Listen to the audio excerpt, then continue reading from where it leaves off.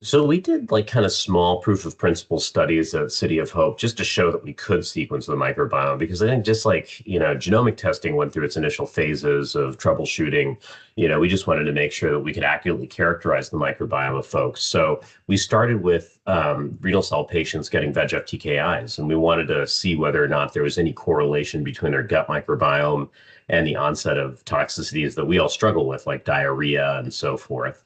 And we did find some associations. Interestingly, it's some of the same bacteria we thought that affected diarrhea as those that predict outcomes with immunotherapy. But that's a bit of an aside. Then we moved into studies where we actually used an over-the-counter product. I think I can use the name publicly. It's Activia. I don't know if Activia is sold in the UK. It is okay, cool. So it's like a bifidobacterium fortified yogurt supplement. So we did a small randomized study that looked at Activia versus not in patients getting VEGF TKIs. Didn't really show a difference in outcome, but we did identify some bacteria that were associated favorably with TKI outcomes. And then we came across this company in Japan. So this company actually markets direct to consumer CBM 588. So just for the audience, CBM 588 is Clostridium butyricum. So it's this spore-based bacterium.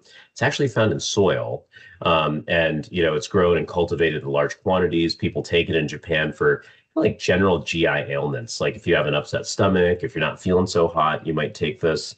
But there was a retrospective study in lung cancer that actually showed that if you take CBM 588, you can actually have improved outcomes with checkpoint inhibitors. Now, this is, it's a pretty large study, about 150 patients or so, if I remember correctly. But it's retrospective data, right? So there's a bajillion confounders, right? There's, how keen the patients were on other supportive care measures. Maybe it had implications for socioeconomic status, et cetera, et cetera. But, in any case, it pointed us in the direction of looking at CBM 588 and kidney cancer.